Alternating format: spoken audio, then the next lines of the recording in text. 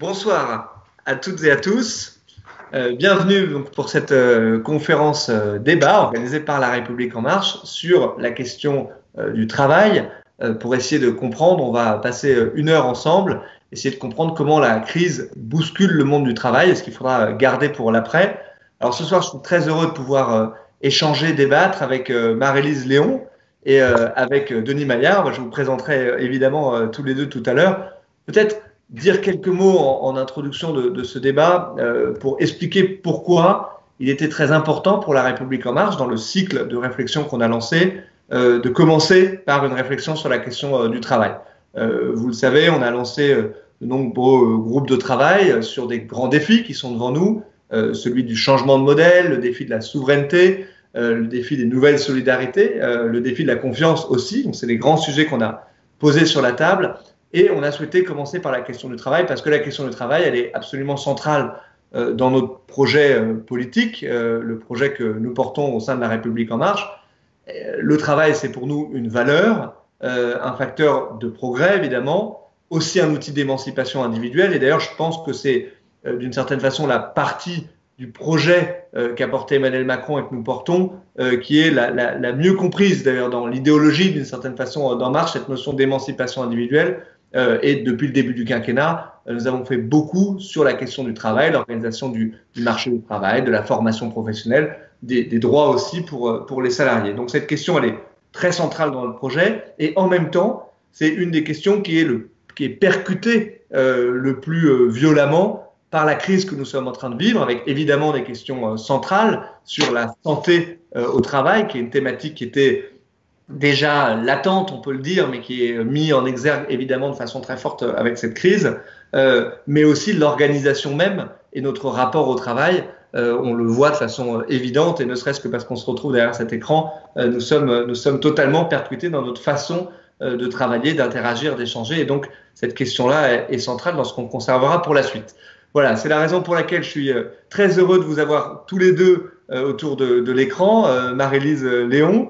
Marie-Lise Léon, vous êtes syndicaliste, vous êtes secrétaire général ou fédéral, secrétaire général, pardon, adjointe de la CFDT depuis 2018, mais vous êtes au secrétariat national de la CFDT depuis 2014.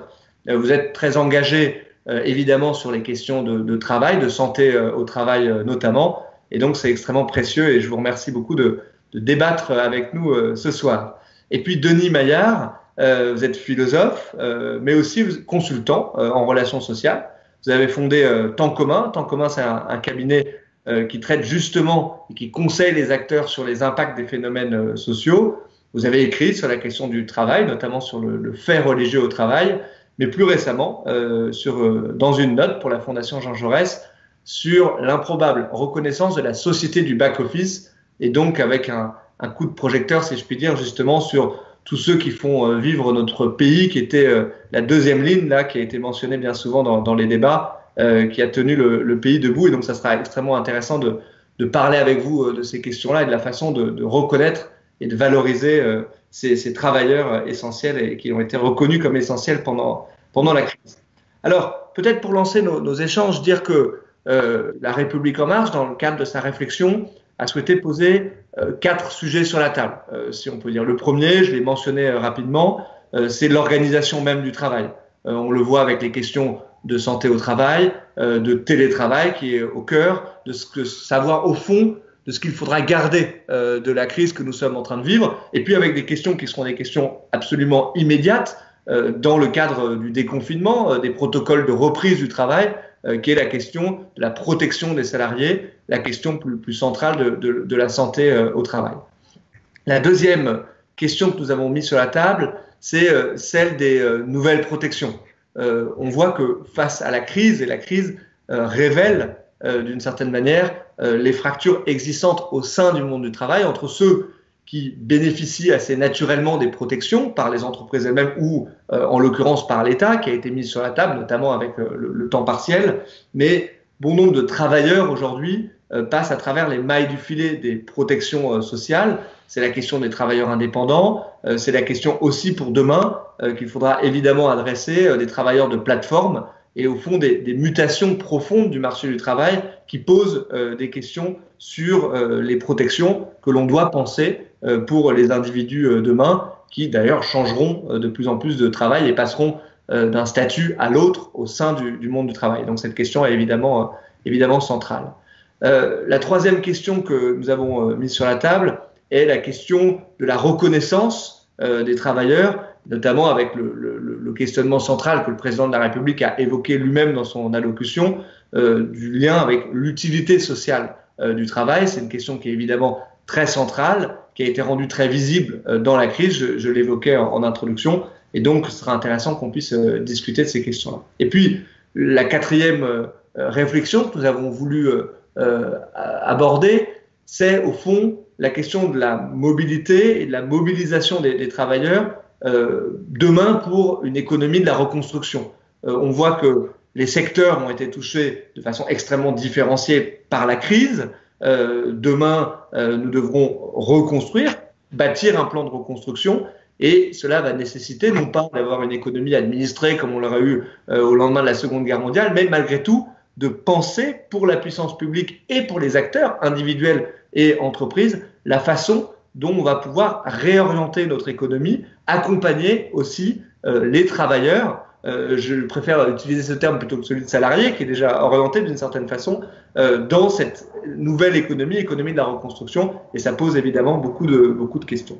Voilà, pour poser un petit peu le cadre tel que la République en marche l'a abordé sur cette question-là. Et ce que je vous propose peut-être, c'est d'abord de nous donner votre point de vue sur la première question, qui est celle de l'organisation du travail, à la fois sur le champ de la prévention, de la protection des salariés, avec ces questions assez immédiates que j'évoquais tout à l'heure, mais aussi, au fond, ce qu'on devra conserver de cette crise, avec notamment la question du télétravail au sein des consultations qu'on a pu mener pour En Marche. C'est évidemment une question qui, de façon naturelle, remonte très, très fortement. Alors, peut-être Marie-Lise Léon, ça vaut le coup qu'on commence par vous, si vous êtes d'accord, notamment sur ces questions pour demain, pour la CFDT, ce qui sont vos points d'attention particuliers, notamment pour la reprise du travail et le déconfinement. Ok, très bien. Bonjour à toutes et à tous. La question, je suis ravie qu'on commence par ce sujet parce que dans la crise que l'on traverse et dont personne ne sait exactement quand, d'une part, et comment nous en sortirons, c'est-à-dire avec quels impacts réels. On sait que ils seront de nature très très différente. On a tendance à beaucoup, et je pense qu'on l'abordera plus tard, mais on parle beaucoup des questions d'emploi et on parle peu du travail. Et ça, c'est un vrai sujet parce que l'emploi et les conditions d'emploi, on voit que ce sont des éléments extrêmement structurants sur comment les travailleurs sont plus ou moins impactés par la crise, et on voit tout à fait, et on y reviendra aussi dans le troisième thème, quand on est en première ligne, c'est-à-dire dans des emplois très souvent avec des conditions d'emploi très particulières, les impacts sont pas non plus les mêmes. Alors, et pour répondre à la question, nous, ce que l'on observe, c'est on a eu plusieurs phases dans le cadre de la crise. D'abord, une phase d'un confinement relativement soudain qui a beaucoup désorganisé les entreprises, et celles qui très rapidement ont su s'organiser et activer les différents leviers qui ont été mis à disposition, du télétravail, de l'activité partielle ou un maintien d'activité parce que c'était nécessaire, ce sont celles qui avaient déjà un dialogue social solide, régulier, et qui avaient régulièrement mis sur la table la question de l'organisation du travail. Alors, l'organisation du travail ne fait pas partie des sujets qui,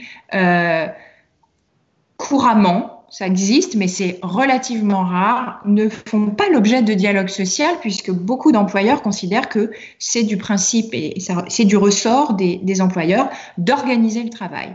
La CFDT bagarre sur cette question-là depuis de nombreuses années. Je suis allée regarder les textes des congrès de la CFDT, je crois que depuis les années 70 on en parle, de dire comment on peut et on en a redébattu encore il y a 2 ans, en 2018, au moment de notre congrès, comment on démocratise les questions du travail, c'est-à-dire comment on permet aux salariés non pas de décider à la place de l'employeur, mais comment on les fait participer aux décisions qui les concernent.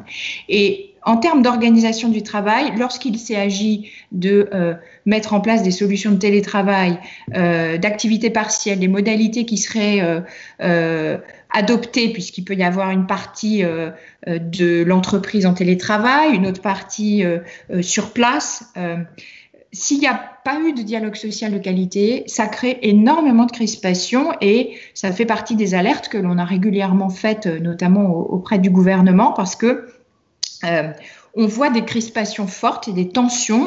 On est en crise sanitaire, la crise sociale est là aussi, et on voit que lorsqu'il n'y a pas ce lien et cette possibilité pour les salariés de s'exprimer directement ou via leurs représentants, les conditions d'entrée dans le confinement et donc la façon dont les entreprises vont aussi en sortir, elle est largement dépendante de cette qualité. On faisait un tour de nos organisations encore hier. On a des entreprises dans une même région à 20 km d'écart.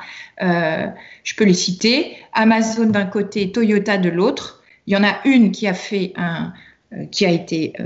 travaillé sur la question de la qualité de vie au travail, le dialogue social depuis de nombreuses années. On voit que par rapport à d'autres entreprises et notamment Amazon, on n'est pas du tout dans la même situation. Donc, je pense que c'est une des conditions indispensables pour pouvoir traverser la crise et puis permettre à ce qu'il y ait une reprise du travail dans des conditions la plus normale, entre guillemets, mais dans d'autres modes que ce que l'entreprise a pu connaître avant. Mais c'est aussi, une garantie d'un climat social qui peut être tendu dans la période, notamment quand il s'agit de santé au travail, et où il faut faire cohabiter des salariés qui ont peur d'aller au travail pour certains et d'autres qui n'ont pas les mêmes réticences. Donc s'il n'y a pas de dialogue social, ça nous paraît extrêmement compliqué. Parfait. Peut-être, Denis, je vous permets peut-être de rebondir d'abord sur cette question-là, assez centrale aussi, sur les conditions du redémarrage. Et on le voit, ce qui était dit à l'instant, va marquer aussi le rythme de redémarrage. Les deux questions sont extrêmement liées sur la qualité de l'organisation et notre capacité à reprendre tout simplement. Oui, alors moi d'abord bonjour et merci de l'invitation, c'est intéressant et comme Marie-Lise, moi je suis très intéressé pour parler du travail parce que il y a finalement je rencontre beaucoup de gens qui en parlent, mais il y a finalement peu de lieux institutionnels. Alors, je ne sais pas si Facebook est un lieu institutionnel, mais en tout cas, La République En Marche participe de ça, où on peut poser ces questions-là et ce qu'on appelle dans le jargon le travail réel, c'est-à-dire que la manière dont vraiment les gens vivent leur travail, travaillent réellement, etc. Et ça, je crois que c'est extrêmement intéressant.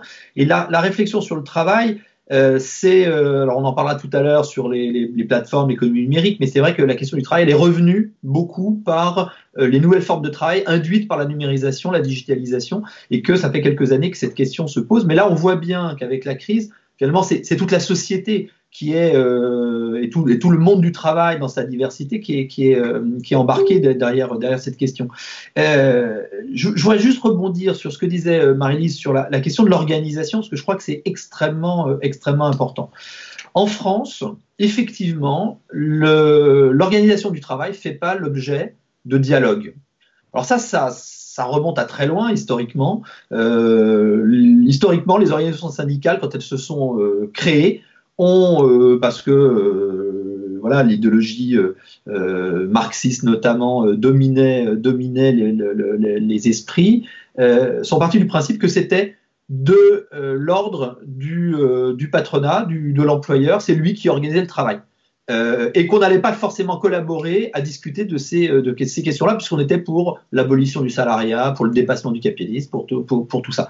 Et donc, c'est toujours resté quelque chose d'une zone d'ombre, alors que c'est essentiel. Mais néanmoins, petit à petit, c'est quand même mis en place une contrepartie à cette absence de discussion sur l'organisation du travail, qui est l'obligation de santé et de sécurité. Et là, on voit que cette obligation de santé et de sécurité, qui était depuis le début des années 90 une obligation de résultat, qui est extrêmement contraignante, c'est-à-dire que la santé des salariés ne doit pas se dégrader, et si elle se dégrade, les accidents, les maladies, toutes ces choses-là, c'est de la responsabilité du chef d'entreprise, de l'employeur.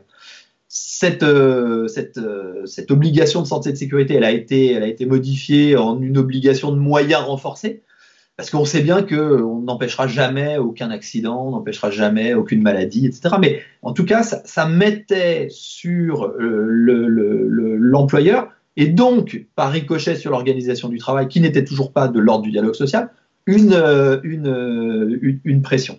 Et là, on voit bien que dans les conditions de la reprise, et comme dans les conditions du confinement, que cette obligation de santé et de sécurité, elle devient primordiale, essentielle. Et en fait, derrière toute la crise, alors si on sort du champ stricto sensu du travail, derrière toute la crise, c'est bien la question de la santé qui est devenue dans la société essentielle. Il y a ce vieux slogan gauchiste qui dit nos vies valent plus que vos profits. Bah ça y est, il faut leur dire, c'est réalisé. La vie vaut bien plus que les profits, on le sait. Alors, j'avais encore une discussion tout à l'heure avec quelqu'un à qui je disais ça, il me dit ouais, mais enfin moi je sais pas ce que je bouffe ce soir. Donc il y a toute cette dimension. Mais effectivement, l'économie qui nous semblait totalement dominante, qui nous semblait totalement, structurant absolument tout, obligeant les décisions étaient conditionnées par les questions économiques. Ben non. La santé, c'est plus important que tout. Et le parallèle dans l'entreprise, le parallèle dans le monde du travail, c'est cette obligation de santé et de sécurité. Et je crois que ça, c'est extrêmement important. Ça va être la condition de la reprise. Et là, je suis entièrement d'accord avec ce que disait Marie-Lise à l'instant. C'est-à-dire que là où, effectivement, il y a sur ces questions-là un dialogue social, là où les entreprises, alors on parle des plus grandes entreprises, ont mis en place des CSE, donc des comités sociaux économiques, avec des commissions sur la question de la santé et de la sécurité, et qu'il y a de la discussion autour de ça. Ces questions-là peuvent être abordées et la reprise sera plus simple. Moi, ce que je constate, d'où parles-tu, camarade, comme on disait autrefois, moi je vois une trentaine d'entreprises avec qui je peux travailler, des DRH avec qui je peux discuter. C'est que cette question-là, elle a été prise en compte très tôt. C'est-à-dire que je ne connais pas d'entreprise, mais je sais bien qu'il y en a. Mais moi, en tout cas, dans ce que j'ai vu, j'en ai pas vu de tel. Qui, là où les DRH n'auraient pas eu cette préoccupation essentielle de on va protéger nos salariés. Et ça, c'est vraiment important. Donc, on va les protéger par le télétravail, on va les protéger avec ceux qui sont sur site, avec des masques, des gels, etc. Même si des choses ça a été difficile. Je crois que c'était une préoccupation essentielle pour aussi les raisons, j'allais dire juridiques qui peuvent être derrière. Et donc, le dialogue social qui a eu lieu pendant ces dernières semaines ont beaucoup porté autour de ça. Alors, il y a eu du dialogue social sur les conditions du télétravail, les conditions du chômage partiel, mais beaucoup aujourd'hui sur les conditions de la reprise autour de la santé et de la sécurité. Ça, c'est essentiel. Alors, je ne sais pas si je réponds exactement à la question, mais ça y répond pas mal. Mais en tout cas, je pense que la question qui est posée, elle est un immense défi, et pour les formations politiques et pour les organisations syndicales, d'une certaine façon. Les formations politiques ont souvent pensé la question et de la santé et des inégalités, d'ailleurs, d'une certaine façon, en amont ou en aval de l'entreprise. Et ce qu'on voit là, c'est qu'il faut reprendre et remettre les mains dans l'entreprise d'une certaine façon. Ça, c'est vrai beaucoup pour les formations politiques, mais c'est aussi un challenge pour les organisations syndicales du syndicalisme de service, d'une certaine façon, au service des salariés qu'il faut pouvoir créer avec cette question notamment de la santé au travail qui est sur la table aujourd'hui. Je voulais vous interroger parce qu'on va avoir un défi qui est assez concret avec les questions qu'on est en train d'évoquer là pour la reprise. Évidemment qu'il y a un impératif de santé absolue qui va aussi poser des questions sur les libertés individuelles des salariés, avec toutes les questions qui seront posées de prévention, d'obligation ou pas, on verra, de port de masque, ça dépendra des protocoles secteur par secteur, la question du traçage qui est aussi dans le débat public, et celle-là, elle va aussi s'inviter dans l'entreprise. Comment, Marie-Lise, peut-être, comment est-ce que vous appréhendez ces questions-là? Alors, en ce qui concerne, alors il y a les questions sociétales, elles s'invitent inévitablement dans l'entreprise. Ça, et moi et c'est l'une des marques de fabrique de la CFDT, c'est que justement, si on défend un syndicalisme de service mais d'intérêt général, c'est que les salariés ne cessent pas d'être citoyens lorsqu'ils sont dans l'entreprise, et lorsqu'ils sont citoyens, ils sont aussi travailleurs et ont besoin d'avoir un regard large sur l'ensemble de ce qui les entoure. Et on voit qu'aujourd'hui, l'une des problématiques, juste pour faire une petite parenthèse sur le premier sujet, aujourd'hui, la question du travail dans le cadre de la reprise d'activité, elle va être largement conditionnée sur les situations individuelles des personnes. Si je vis avec une personne vulnérable, si j'ai des enfants, les écoles vont être progressivement réouvertes. Sur volontariat, comment j'articule la reprise de mon activité en fonction de l'âge de mes enfants, en fonction du travail de mon conjoint ou de ma conjointe, comment je m'organise si je vis seule avec des enfants. Enfin, tout ça, les questions personnelles s'invitent au travail et réciproquement. Et alors, l'idée n'est pas de dire il faut tout traiter dans tout, mais il y a quand même une très large spécificité justement des organisations syndicales à traiter les questions du travail. Et dans la façon dont les personnes... Votre interrogation, elle pose la question du consentement des uns et des autres à faire des efforts et à articuler, c'est le débat éternel entre liberté individuelle et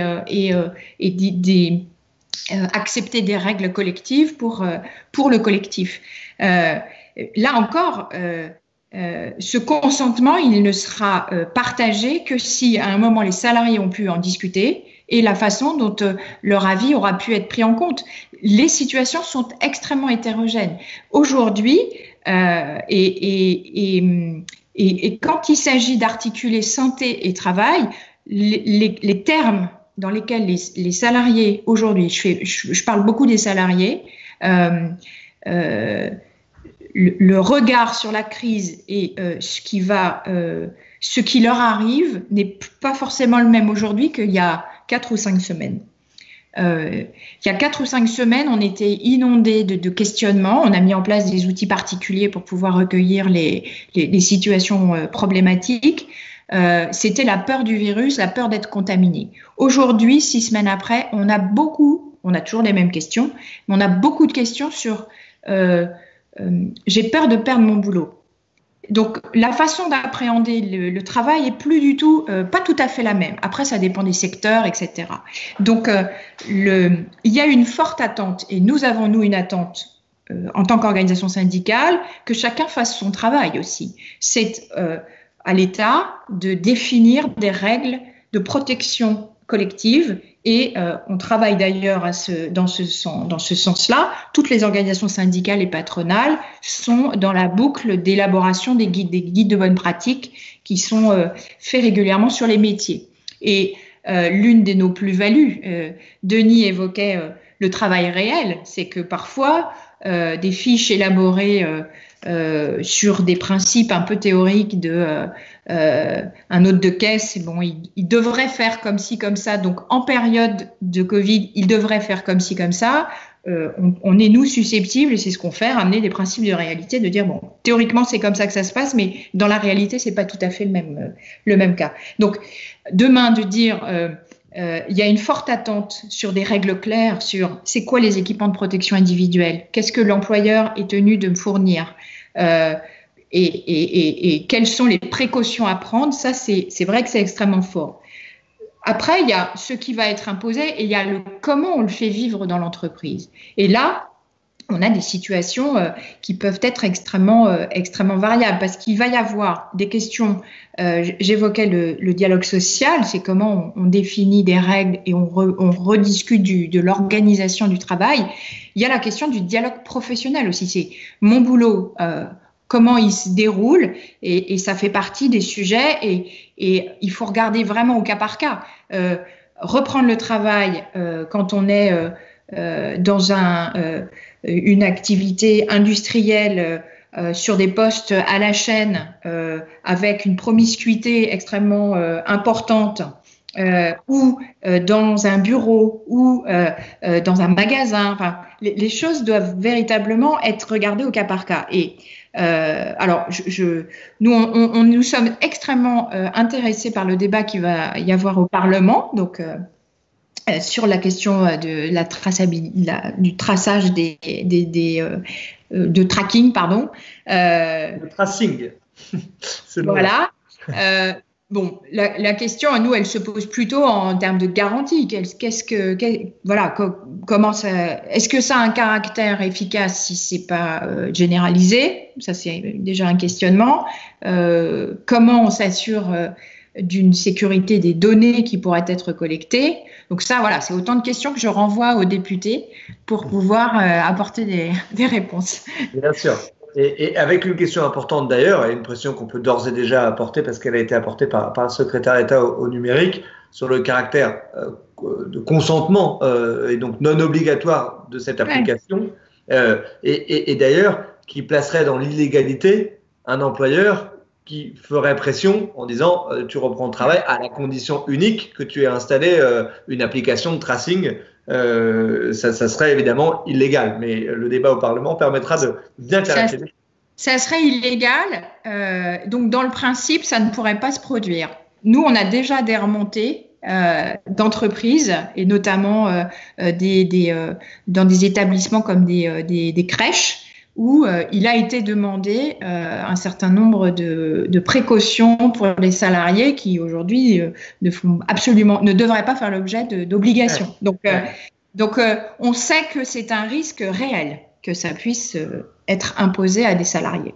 Ouais, c'est d'où l'importance d'ailleurs de ces guides d'accompagnement des branches pour savoir ce qui doit y figurer et ce qui ne doit pas y figurer, puisque ça vaut ensuite obligation de moyens pour les employeurs. C'est très important. Peut-être, Denis, soit je vous laisse rebondir, soit je voulais vous interroger aussi sur la suite, en rappelant d'ailleurs à nos internautes qui nous suivent qu'eux aussi peuvent poser des questions. Et donc, je prendrai évidemment des questions qui sont posées. Il y en a tellement sur le travail. Sur la question du télétravail. Évidemment, on le voit dans l'impact principal et le plus visible dans la vie professionnelle de certains, pas de tous. Il y a la question du télétravail pour ceux qui ont pu télétravailler pendant la période. Je crois qu'on a tous un peu les mêmes questions en tête de quelle part du télétravail on va conserver pour la suite ou pas. On voit que ça a du bon et du moins bon. Et donc, je voulais vous faire réagir tous les deux sur cette question centrale. Ouais. Oui, ça c'est une question importante et pour savoir qu'est-ce qui va être gardé ou pas, etc. Il faut décrire ce qui se passe en ce moment. Le télétravail, globalement, très globalement, c'est quelque chose la demande venait principalement des salariés. Pour les raisons qu'indiquait Marie-Lise tout à l'heure, c'est-à-dire que ce brouillage des identités professionnelles personnelles, les questions de transport, les questions éventuellement d'enfants, enfin de choses comme ça, fait qu'il y avait une demande d'aménager ça. Les entreprises ont été incitées, plus qu'incitées, à discuter de ces questions. Et là, on voit que ceux qui résistaient à la mise en place du télétravail, c'est le management intermédiaire globalement. C'est-à-dire que ceux qui organisent le travail des autres, avec l'idée, parce que en France, il y a un management un peu particulier qui est fait de ce qu'on pourrait appeler une maîtrise a priori des collaborateurs, c'est-à-dire si je les ai pas sous les yeux, ils vont rien faire. Et que ça a été totalement emporté en 2 semaines. Par la mise en place d'un télétravail qui était rapide, massif, contraint, avec des prouesses incroyables de direction informatique qui ont doté tout le monde.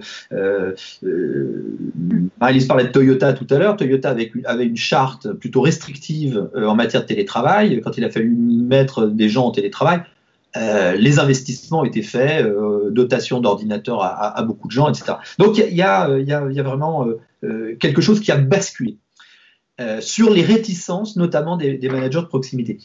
Après, qu'est-ce que ça a entraîné comme conséquence? On parlait tout à l'heure du brouillage du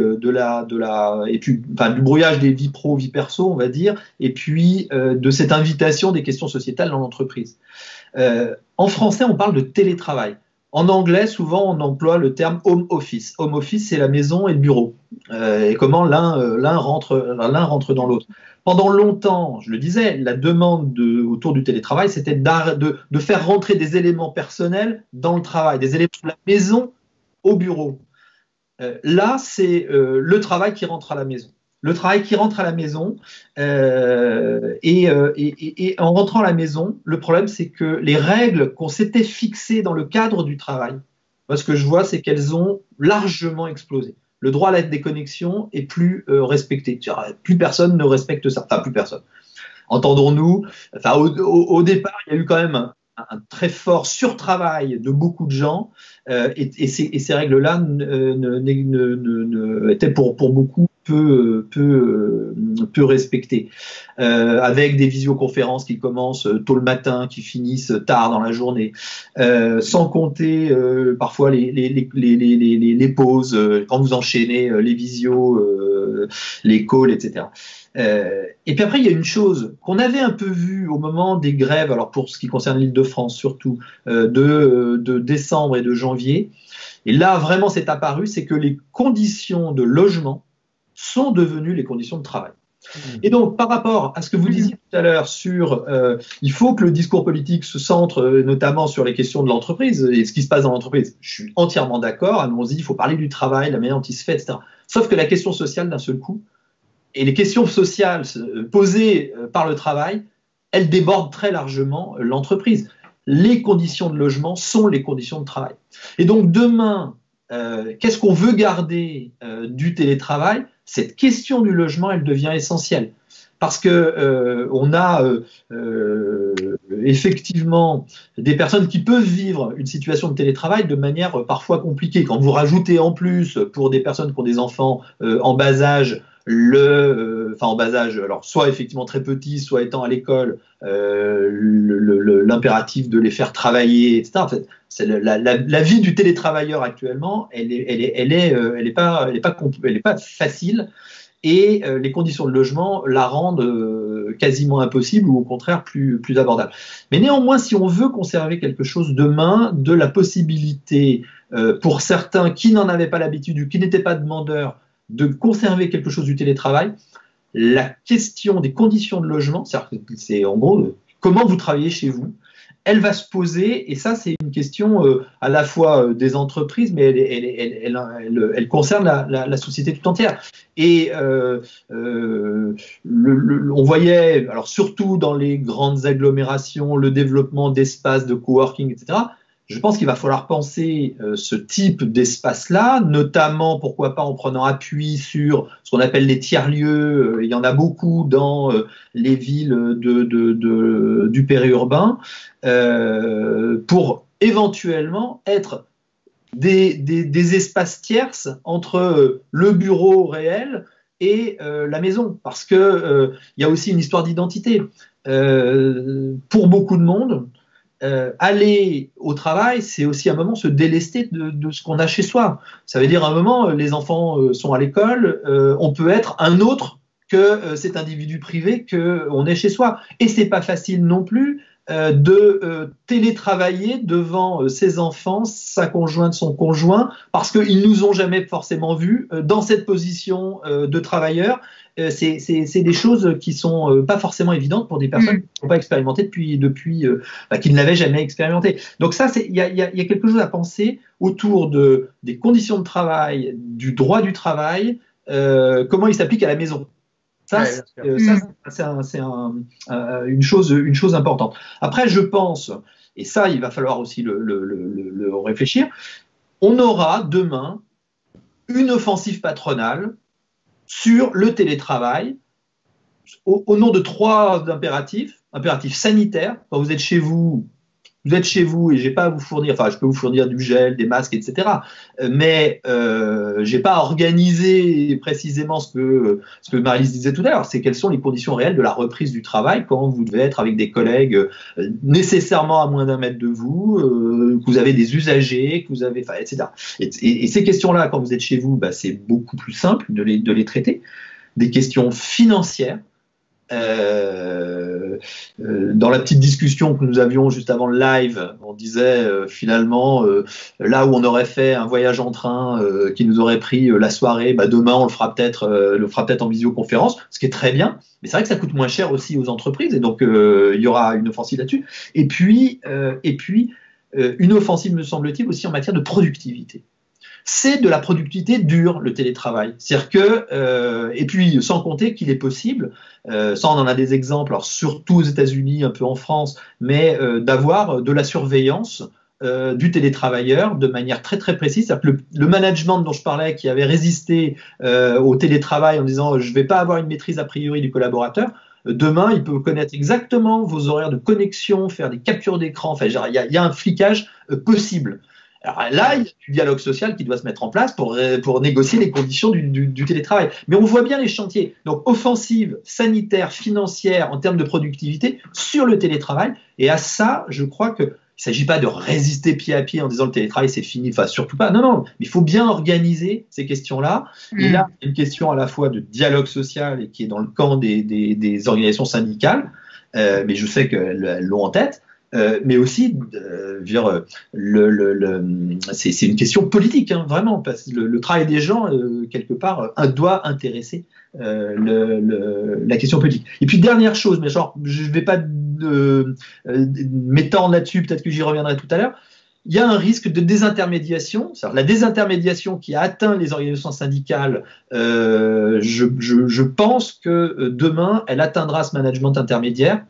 Si le management à la française ne se transforme pas d'un contrôle a priori des gens plutôt vers une intelligence de la relation, une intelligence de l'animation des équipes. Merci beaucoup Denis, c'est hyper intéressant. Alors peut-être en passant la parole à Marie-Lise évidemment, je précise quand même que c'est des questions qui étaient déjà quand même depuis le début du quinquennat dans les préoccupations de cette majorité, à la fois sur la question des tiers-lieux, parce qu'il y a beaucoup de programmes pour développer très massivement la question des tiers-lieux, et puis parce que dans le cadre des ordonnances travail, en début de quinquennat, la question, notamment dans le dialogue avec les organisations syndicales, avec la CFDT bien sûr, la question du télétravail avait connu des progrès, puisque une meilleure protection pour les télétravailleurs. C'était dans le cadre des ordonnances travail, notamment sur la partie accident du travail, etc.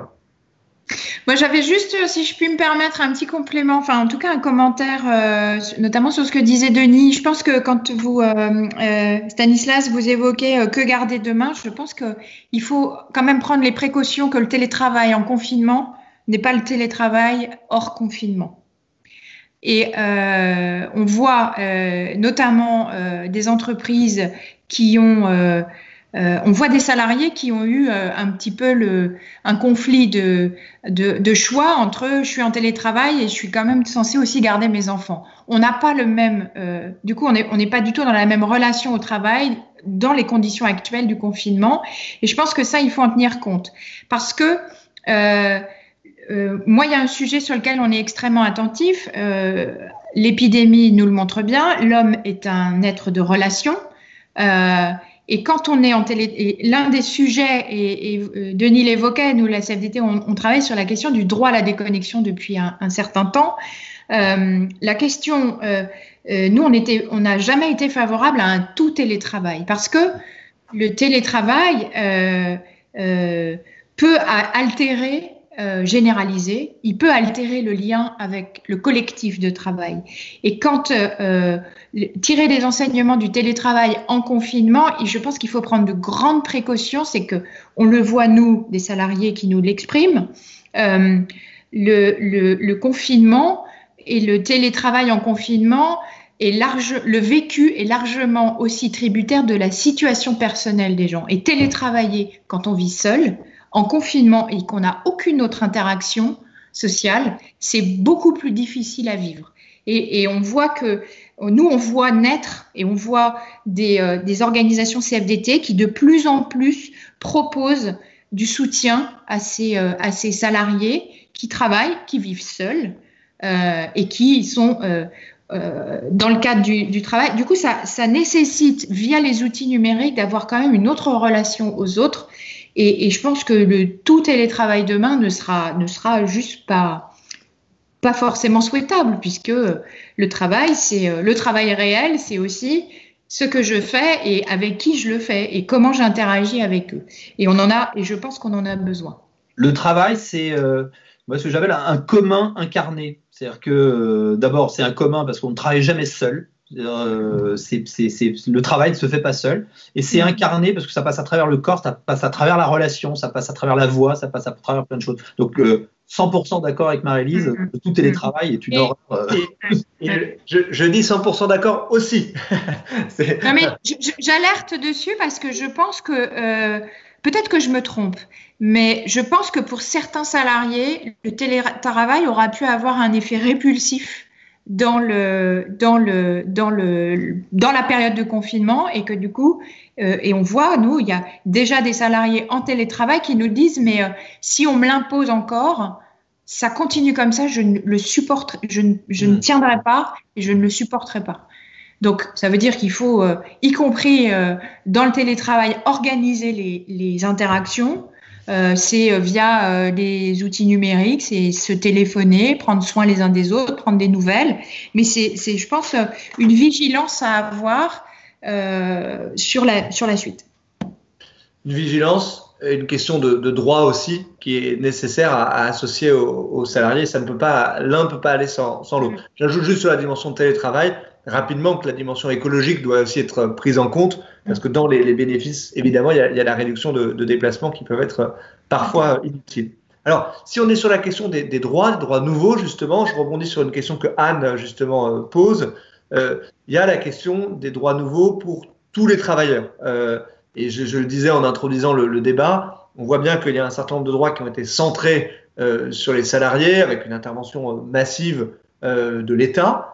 Mais il y a un bon nombre de travailleurs qui passent à travers les mailles du filet des protections sociales, des droits tout simplement. Et notamment la question qui pour moi est centrale et je pense pour la République en marche doit être adressée, c'est le cas aussi évidemment pour les organisations syndicales, la question de l'économie de plateforme, des mutations de la façon même de travailler. Marie-Lise, peut-être est-ce que je peux démarrer en vous interrogeant là-dessus et pour vous, pour la CFDT, est-ce qu'au lendemain de cette crise, il y a aussi la question des droits nouveaux qui doivent Absolument. Les droits nouveaux et les droits pour tous, surtout, et pour toutes. Et du coup, il y a un vrai sujet, je pense, pour la suite de creuser le sillon qui a déjà été commencé à se dessiner, enfin notamment dans le cadre du salariat. Nous, il y a un principe auquel on est extrêmement attaché et sur lequel c'est tout ce qui nous guide dans nos réflexions, c'est comment on pense des droits nouveaux, individuels, dans un cadre collectif. Et le sujet, de notre point de vue, c'est comment les droits sont attachés dorénavant aux personnes et non au statut. Et on voit qu'aujourd'hui, on voit clairement, je rentre pas dans la polémique, sur la question par exemple des primes qui vont être distribuées, remises pour les salariés dits en première ligne. Vous êtes soignant, vous avez un métier, vous êtes infirmier, infirmière. Selon votre statut, c'est-à-dire dans quel versant de la fonction publique vous êtes, par exemple, ou dans le secteur privé, vous n'avez pas la même reconnaissance. C'est-à-dire que là, on a un vrai sujet de recentrer les questions, de faire le lien entre l'emploi et le travail, et que les droits soient attachés aux personnes et pas au statut, parce qu'en plus, et on va le voir après la crise, nous redoutons beaucoup de pertes d'emploi. Si les personnes bénéficient par exemple d'une couverture maladie ou de prévoyance lourde par leur entreprise et qu'ils n'ont plus de boulot, ils n'ont plus ces droits. Alors, il y a des systèmes, sur l'exemple par exemple de la maladie, il y a des systèmes de prorogation, de portabilité, pardon. Il y a une forme de sécurisation, mais elle est temporaire. Et ça, il faut intégralement, impérativement, le penser de façon universelle. Et ça veut dire qu'aujourd'hui, on a un sujet majeur sur la question de la protection sociale des indépendants qui est devant nous, mais à laquelle il va falloir répondre extrêmement rapidement. Demain, on ne va pas continuer d'alimenter un fonds de solidarité de façon, éternelle. Il y a un vrai sujet. Et c'est pas parce qu'on est indépendant qu'on ne veut pas des droits de cette nature. Ouais, je partage là aussi vraiment totalement cette logique, qui est d'ailleurs la logique qui prévalait à la construction du système universel de retraite, de la discussion qu'on avait, donner plus de droits aux personnes, moins au statut, passer de cette logique-là à une autre, et qui est d'ailleurs une question que au sein de la République en marche, on creuse aussi sur la question du temps de travail. Ça a été un peu dans le débat public là, ces derniers jours, la question de la banque du temps, dans une notion de portabilité, de fongibilité des droits. Moi, je le défends très très fortement, de se dire comment est-ce qu'on attache plus de droits aux personnes, et notamment on peut mieux prendre en compte le rapport au temps de travail, qui peut être évidemment différencié en fonction des moments de vie, célibataire sans enfants, avec des enfants en bas âge, dans un moment plus actif, préparant sa retraite. Et je crois que cette question-là, elle doit être évidemment remise aussi sur la table. Denis, sur cette question des nouveaux droits, ou en tout cas des nouveaux droits pour tous, si je reprends l'expression de Marie-Lise, est-ce que vous avez des éléments à partager? Oui, plutôt une interrogation. Moi, je suis un vieux républicain, c'est-à-dire que j'aime bien la notion de droit social comme étant des droits individuels exercés collectivement. C'est-à-dire que je pense que la question telle que vous la posez, me semble-t-il, pas exactement la bonne. Dans le sens où je suis entièrement d'accord que le statut ne veut plus rien dire. C'est-à-dire que accorder des droits à un statut, c'est faire des inclus, des exclus, etc. Mais opposer l'individu au statut, je pense que c'est un peu prendre quelques risques.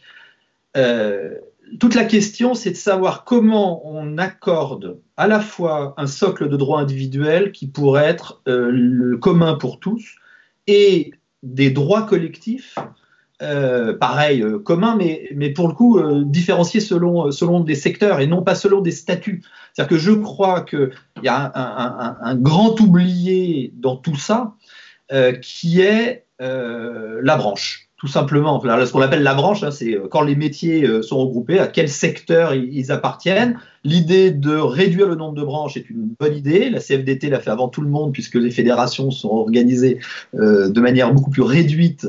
Et donc tout ça va très bien. Et je pense que c'est dans le cadre de la branche. La branche est le bon niveau pour articuler l'individuel et le collectif.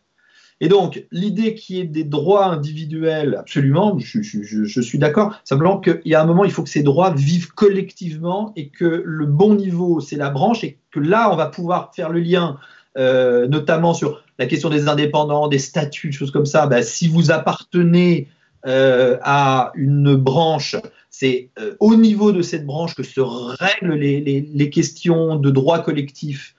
Et notamment en termes de représentativité, par exemple. Moi, je plaide pour qu'il y ait une élection professionnelle un jour unique sur l'ensemble des métiers, l'ensemble du territoire, l'ensemble des fonctions publiques, privées, etc., mais que les choses soient organisées au niveau des branches. C'est-à-dire que il y a une représentativité dans l'entreprise, dans la fonction publique, etc. Mais qu'on sache au niveau des branches comment ça se passe pour que l'activité conventionnelle soit vraiment à ce niveau-là, ce qui fait que d'un seul coup, tous les métiers dépendants de cette branche peuvent être couverts Mais bon, voilà, ça demanderait à être beaucoup développé. Le rapport qu'avait fait Jean-Denis Combrexel, me semble-t-il, et c'était un rapport sur effectivement les branches, semble-t-il, allait dans ce sens-là, la branche et le bon niveau d'articulation. Et donc, ça fait aussi le lien avec ce qu'on va aborder juste après sur les métiers utiles, etc. Je pense que là aussi, si on veut à un moment revaloriser un certain nombre de métiers qui nous sont apparus comme particulièrement utiles dans les moments que nous vivons là, je pense que là encore, la question du collectif et quel est le bon niveau du collectif, sans doute entreprise, puisqu'elle est éclatée, elle est divisée, etc. Il faut essayer. Alors, sans doute, le bassin d'emploi local, ça, les territoires ont un rôle à jouer. Mais la question des métiers, donc à quel métier, à quel secteur mon métier se rattache, je pense que ça, c'est extrêmement, extrêmement important. Mais ça fait, merci beaucoup Denis, ça fait la bonne transition sur cette question. Il faut qu'on se garde un tout petit peu de temps, l'heure tourne, mais on aborde des sujets qui sont tellement passionnants qu'on pourrait prendre encore plus de temps sur cette question centrale de l'utilité sociale des métiers et de la reconnaissance qu'on doit pouvoir leur apporter. C'est une question qui est très sensible, épineuse, j'ai envie de dire, puisque dès lors qu'on parle de reconnaissance financière, ça a des impacts extrêmement importants. Parfois pour l'État, parfois pour les entreprises. Donc, il y a la question de pouvoir l'assumer collectivement. Et il y a aussi la question qui dépasse celle de la reconnaissance financière. Quelles sont les formes de reconnaissance, selon vous, que l'on peut apporter? Marie-Lise, je ne sais pas si vous souhaitez démarrer sur cette question.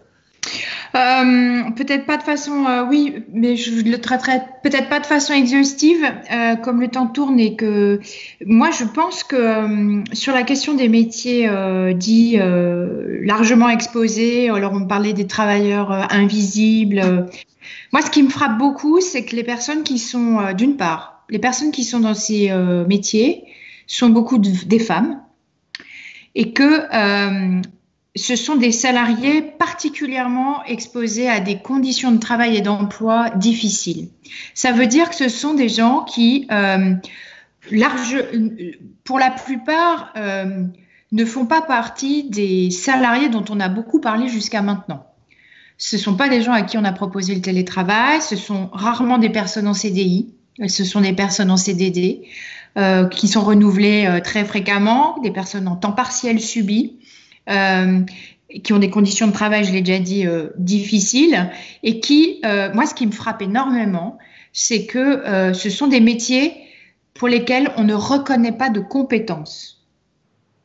Et si on ne les reconnaît pas, c'est parce que soit on considère qu'il n'y en a pas, soit on considère que ce ne sont pas des vraies compétences parce qu'elles vont de soi. Et je pense notamment à tous les métiers du soin, où en plus on y associe je dirais des stéréotypes assez qui m'horripilent moi personnellement. Ce sont des métiers de femmes parce qu'elles savent faire. Enfin, voilà. Ça, je pense que socialement c'est quelque chose une chose importante dont doivent s'emparer les branches professionnelles et dire c'est quoi les compétences requises, comment on les reconnaît. Et comment on permet à ces personnes d'avoir un vrai parcours? Parce que ce que j'ai pas dit non plus dans le descriptif des choses difficiles, c'est qu'en plus, c'est des gens qui n'ont pas d'horizon professionnel, ou très peu, qui sont incapables de se projeter, parce que d'une part, ils ont des conditions d'emploi très précaires, et qu'en plus, on leur explique que on ne peut rien leur proposer d'autre, voire qu'ils ne sont pas capables de faire d'autres choses. Ça, je trouve ça terrible. Donc, pour moi, la première reconnaissance, c'est celle des compétences. Qu'est-ce qui est déployé et comment on peut penser des vrais parcours professionnels, des carrières, et du coup, ça veut dire qu'il faut une revalorisation, bien entendu, financière. Après, ça pose toute la question. Alors là, on est sur un autre sujet, mais des aides aux entreprises, aux emplois. Je pense qu'il y a un vrai sujet sur la question de ces métiers qui sont souvent au SMIC. Et donc, il y a un sujet d'abord de reconnaissance des compétences, parce que ce sont des vraies compétences et tout le monde n'est pas capable de faire ce que font les personnes qui sont en situation de travail comme ça. Pour moi, c'est l'enjeu numéro 1. Ce qui nous renvoie aussi à la question de la portabilité de ces compétences et la capacité à se projeter pour la suite. Denis. Oui, alors pour aller dans le sens de Marie-Lise, parce que moi je suis entièrement d'accord, mais ça dessine derrière un programme. Parce que je ne vais pas revenir sur ce qu'elle a dit, je partage entièrement. Ça dessine un programme sur s'attaquer enfin à la question de la pénibilité. Ça fait depuis le milieu des années 90 que cette question est sur la table, que le travail s'intensifie dans ces métiers. Alors moi j'appelle ça le back-office de la société, c'est-à-dire que c'est toute cette infrastructure qui se partage en trois, l'infrastructure logistique, l'infrastructure commerciale de vente et l'infrastructure domestique et du soin. Et effectivement, Marie-Lise l'a dit, je ne reviens pas sur les conditions de travail de ça. Et donc, la pénibilité, sauf le problème de la pénibilité, c'est pas que les partenaires sociaux n'ont pas fait leur boulot, etc. C'est que je crois que collectivement, on a un truc qui est bloqué, c'est qu'on n'arrive pas à penser la pénibilité autrement que sous l'angle de la pénibilité telle qu'elle était pensée dans l'ère industrielle du métier à la chaîne. C'est quoi la pénibilité pour les métiers du soin, pour les livreurs, ça demande à redécrire très précisément le travail. Et là, effectivement, Marie-Lise a raison, c'est au niveau des branches que les choses doivent se passer. Sur les compétences, je reviens pas là-dessus, mais c'est essentiel. Comment est-ce qu'on fait pour que ces métiers ne soient pas des trappes, mais que ça soit des sas? C'est-à-dire que vous ayez il n'y aura pas de revalorisation financière mise à part dans l'hôpital, et c'est une bonne chose si à un moment l'hôpital, au lieu d'être tiré vers le bas par le secteur privé, pourrait tirer le secteur privé vers le haut. Bon, je laisse ça de côté, mais c'est une bonne chose. Le reste, il n'y aura pas les marges de manœuvre financières. C'est genre le chômage qui va s'abattre. Ce que disait Marie-Lise tout à l'heure sur les gens qui vont reprendre le travail, la question qu'ils ont, c'est est-ce que je vais être malade et puis est-ce que je vais perdre mon boulot? Et donc, la revalorisation financière va être extrêmement dure. Mais donc, les personnes qui font ces travails-là, ces métiers-là, elles ne s'imaginent pas qu'à travers ces métiers, elles vont devenir riches. Quand on rentre dans le métier de l'enseignement, le métier du soin à l'hôpital, auxiliaire de vie, aide-soignante, qu'on est logisticien cariste chez Amazon ou dans les entrepôts de la distribution, qu'on est opérateur de commande dans un drive. On connaît les conditions de rémunération. Il y a un élément extrêmement important qui était d'ailleurs la revendication des Gilets jaunes, c'est vivre dignement de son travail, c'est-à-dire être payé quand même pour pouvoir en vivre. On sera d'accord là-dessus. Mais est-ce qu'on offre la possibilité aux personnes qui rentrent dans ces métiers, dans cette carrière, d'avoir, Marie-Lise le disait, un parcours, c'est-à-dire que dans 5 ans, est-ce qu'elles sont encore au même endroit ou est-ce qu'elles sont sorties du métier parce qu'elles sont cassées, elles ont des troubles musculo-squelettiques et elles n'en peuvent plus? C'est ça la question. Et cette question-là, elle est éminemment politique. Et puis après, il y a un autre aspect sur lequel, alors ça nous emmènerait vers de grands débats, c'est que ces métiers, pour beaucoup, ont été pensés dans leur organisation d'une manière taylorisée, néo-taylorisme. C'est-à-dire que, notamment le soin, on le voit, quand on vous dit vous avez 15 minutes pour faire une chambre, etc., vous n'avez plus aucune souplesse, aucune autonomie dans votre travail. Et ça doit être pensé. Ce qui nous amène derrière, c'est que il y a des compétences, mais il y a aussi une vraie productivité de ces métiers et qui n'est jamais prise en compte. C'est-à-dire qu'il y a un moment, c'est quoi la productivité relationnelle? Bon, ben ça, c'est rarement pensé. Et puis l'autre aspect de ces métiers, c'est qu'ils ont été extrêmement fragmentés, extrêmement externalisés. Pourquoi une entreprise, alors moi je vois bien financièrement les raisons, mais autrement, il n'y a pas de raison à ce qu'une entreprise ait totalement externalisé les tâches de nettoyage, les tâches de gardiennage, enfin toutes ces choses qui rendent la vie au travail beaucoup plus facile. Ouais, ce qui nous ramène aussi à la première dimension de notre débat sur l'organisation du travail, ce par quoi on a commencé tout à l'heure, avec une sorte de triptyque qui se dégage de nos échanges sur organisation du travail, compétences, pénibilité, qui serait d'une certaine façon un socle pour pouvoir répondre à ces questions-là. Alors, comme il nous reste peu de temps, je rebondis sur des questions d'internautes, notamment Louane qui nous fait transiter vers un peu le 4e thème que je voulais aborder sur la reconversion nécessaire d'un certain nombre de métiers, peut-être demain dans l'économie de reconstruction qu'on va devoir construire, peut-être vers des métiers de la santé justement, peut-être vers des métiers de l'environnement, et sur notre capacité d'une certaine façon à administrer les choses. Et je mets beaucoup de guillemets autour de ce mot-là parce que c'est un des points difficiles qu'on a devant nous. Dans quelle mesure est-ce que l'État doit pouvoir être partie prenante de cette administration-là, orienter les choses? Dans quelle mesure l'investissement dans la formation professionnelle peut être une réponse? Au fond, comment que demain on réoriente notre économie là où beaucoup de secteurs seront en grande difficulté, notamment peut-être par la formation professionnelle. Alors, Marie-Lise, c'est un thème cher à la CFDT, évidemment. C'est très partagé dans l'investissement qu'on souhaite faire, l'argent qu'on souhaite mettre sur la formation professionnelle. Quelles sont les pistes que vous voyez sur cette thématique-là? Je pense qu'il va y avoir un enjeu. Effectivement, la formation professionnelle, elle est un petit peu là, elle est complètement à l'arrêt, enfin ou presque. Même si on a quelques salariés en dispositif d'activité partielle qui peuvent avoir recours et profiter du moment pour faire de la formation. Moi, je pense que alors vers quoi on va? Moi, j'avoue très modestement que je n'ai pas encore tout à fait réfléchi à c'est quoi l'après-crise, c'est quoi le monde de demain. Je suis un peu les mains dans le cambouis à essayer de gérer la crise là et d'être au maximum à côté des salariés. Mais par contre, je pense que moi, je pense qu'il y a un triptyque qu'il faut assurer. C'est comment on fait, on perd pas de vue la question de la transition écologique. Vous venez de l'évoquer. Comment on répond à l'urgence sociale en gardant l'ambition de transition écologique.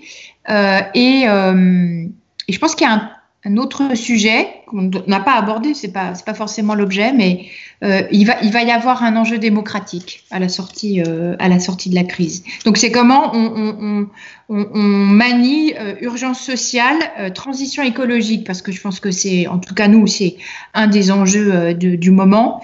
Même si ça peut paraître en crise sanitaire un peu déconnecté, il ne faut pas perdre de vue cet enjeu et il y a un impératif démocratique qu'il va falloir bien avoir en tête. Donc, je sais que l'une des façons de construire, et vous l'avez évoqué via la formation professionnelle, la façon de construire ce qui pourrait être un plan de relance, c'est de ne jamais considérer que les éléments, la dimension sociale est une conséquence des choix économiques. Si je dis ça, c'est que on l'a beaucoup connu jusqu'à maintenant, et on l'a notamment beaucoup connu sur des choix économiques. Et quand ça se pense comme une conséquence, ça pose des tensions sociales. Et je prends pour exemple des enjeux de transition écologique. Lorsqu'on ne fait pas, par exemple, je pense à quand il y a des choix, notamment la fermeture de centrales à charbon, tel que ça avait été décidé, lorsqu'il n'y a pas de calendrier clair et qu'on n'intègre pas dès que le choix de la transition est fait de l'implication en termes social, et ça veut dire aussi quelles compétences existent localement, individuellement et collectivement. Il y a pas d'une part, il y a une acceptation sociale qui est difficile à avoir, et en plus, je pense que la transition se fait de façon beaucoup moins efficace. Donc il y aura, voilà, l'ensemble de ces, je vous donne plutôt qu'une cible, des éléments de contexte, de conditions qu'il faudra réunir. Non, mais je pense que ce sont les bons, et je pense que la logique des contrats de transition énergétique, des CTE, pour accompagner notamment avec une dimension très territoriale, et à mon avis une logique qui doit être démultipliée, peut-être changer d'échelle pour le coup, mais qui, à mon sens, répond assez bien à ce que vous posez comme. Oui, tout à fait. Et juste pour rebondir, parce que les contrats de transition écologique, on y était nous-mêmes extrêmement attachés. Je pense que les réponses à la sortie de crise sur ça sera quoi l'économie de reconstruction, elle se pensera par territoire. Je pense qu'il y aura un élément national, bien entendu, voire même européen souhaitable, mais il y aura des choses de faire vivre des écosystèmes locaux qui sera je pense que c'est une partie de la réponse également. Ouais, je partage totalement ce point, et là aussi il se relie à d'autres éléments qu'on a évoqués dans le débat sur les tiers-lieux notamment, et sur la façon aussi on parlait de valorisation de métiers, mais de valoriser des territoires qui d'une certaine façon ont montré pendant la crise qu'eux aussi avaient des facteurs d'attractivité qui étaient peut-être sous-estimés. C'est peut-être aussi quelque chose qui restera et sur lequel on devra s'appuyer pour rebondir. Denis, sur ces questions-là, justement de reconstruction et de réorientation de notre économie, comment est-ce qu'on accompagne les travailleurs sur cette question? Qu'est-ce que ça vous inspire? Peut-être pour approcher de la conclusion de notre débat. Oui, j'ai peur de ne pas être assez compétent pour intervenir là-dessus. Ce que je remarque, c'est que les tensions sociales qui existaient avant la crise se reposeront demain, non pas de manière identique, mais sans doute de manière exacerbée. Et que le travail politique, notamment vis-à-vis de tout le débat qu'on a eu autour du travail, ça va être de savoir qui, demain, prend en charge au niveau du politique, au niveau de la parole politique, ce monde du travail qui a émergé dans son unité. Les Gilets jaunes, c'était qu'une partie de ce monde du travail un peu invisible. Il a émergé dans toute son unité, on va dire, sociale, mais dans sa diversité, enfin la diversité sociologique reste. Qui va parler d'eux? Qui va demain les incarner dans une parole politique qui soit pas une parole politique déconnectée, mais vraiment ancrée dans ce que vivent les gens dans leur travail? Je crois que ça sera un enjeu essentiel si les partis, je ne sais pas comment dire, républicains, progressistes, etc., n'y arrivent pas. C'est l'extrême droite qui raflera la mise. Je pense que l'enjeu est devant nous, il est clair. Et c'est un défi d'une certaine façon qu'on va conclure ce débat, mais c'est des très sages mots pour le conclure et je les partage totalement. Écoutez, merci beaucoup tous les deux. Alors on essaie de tenir cette règle, de tenir nos débats dans 1 heure, grosso modo. Je pense que c'est bien quand on le fait en ligne comme ça, pour continuer à être suivi. Je trouve que ce débat a été très riche et a fait émerger d'ailleurs des choses pour la suite, dans les pistes de réflexion. Merci parce que ça nous aide à réfléchir au sein de la République en marche, et j'espère que pour ceux qui nous ont suivis sur Internet, sur les réseaux sociaux, ça vous a intéressé aussi, qu'on a pu répondre à quelques questions qui avaient été posées. Marie-Lise, Denis, merci infiniment d'avoir accepté l'invitation. À bientôt pour poursuivre les échanges. Au revoir. Et à bientôt. Bonne soirée à tous.